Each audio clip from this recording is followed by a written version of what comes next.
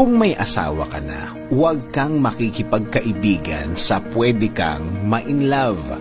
Saan ba naman nagsisimula ang lahat ng pangangaliwa? Sa pakikipagkaibigan, sa pakikipag-usap, sa pakikipagbulahan. Hanggang hindi mo na namalayan, nagiging close na kayo. Nagiging close na kayo. Hindi na lang kayo friends. Close friends na kayo. Alam mo naman siguro kung ano ang meaning ng close friend. Noong una, na ikukwento mo pa sa asawa mo na nagkukwentuhan kayo. Pero yung mga sumunod, hindi na. Itinago mo na. Isinikreto mo na. Wala ka ng follow-up na kwento sa asawa mo. Dahil may guilt ng kasama ang ginagawa mo. And yes, alam mong mali. Pero, sige ka pa rin. Since na nagja-jive kayo, nagkakasundo kayo sa mga bagay-bagay sa buhay, ang dating simpleng kwentuhan na ito ay unti-unting lumalalim.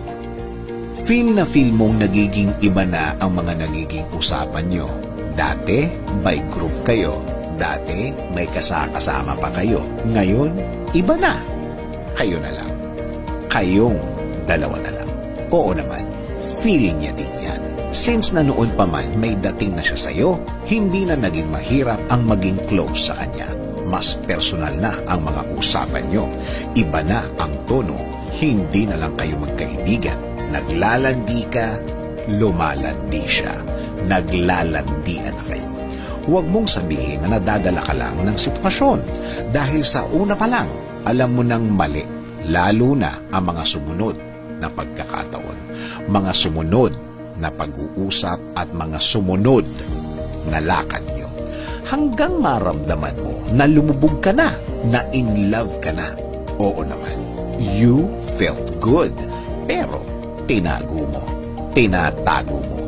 Hanggang ang mga susunod mong gagawin, magsisinungaling ka na. Ngayon, yung itinatago mo, magsasuffer na ang lahat. Ang mga dapat mong gawin, hindi mo na magawa. Kasi itinatakas mo na lang ang mga pagkakataong magkasama kayo. Sabi mo, hanggang hindi alam ng asawa mo, hindi siya masasaktan. Mali ka. Maling-mali ka. Ngayong ginagawa mo yan, sinasaktan mo na siya. Kapag nalaman niya yan, sa tagal na itinago mo, doble, triple ang sakit. Sabay-sabay papatong sa dibdib niya yan. At kapag nabuko, babayaran mo ang lahat ng masasaktan mo mula sa pamilya niya. Kahit sa pamilya mo, masasaktan mo. Kahit ang mga batang walang kamalay-malay, masasaktan mo. Ang dating tahimik na pamilya mo, wasak na. Kahit ubusin mo ang dahilan o rason, i-justify mo man ang ginawa mo, wala nang maniniwala sa'yo. Kahit sino pa ang takbuhan mo, huhusgahan ka. Lalo na ang mga taong nakakakilala sa iyo, nakakakilala sa inyo. Oo naman, kilala nila kayo. Kilala ka nila. Alam na alam nilang sinungaling ka. Naghahanap ka lang ng simpatsya. Pero kahit anong daldal mo, kahit anong gawin mo, iba pa rin ang tingin nila sa taong nagloko. Iba pa rin ang tingin nila sa taong nangaliwa, pumatol sa iba, mga taong unfaithful.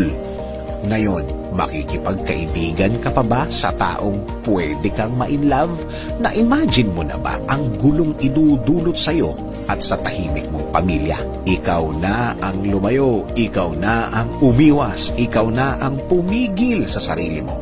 Oo, kahit wala pa kayong ginagawang masama, huwag na lang, kalimutan mo na lang. At kapag nagpigil ka, alam ng Diyos na nagpigil ka, nagkontrol ka, nakikita niya, naiintindihan niya.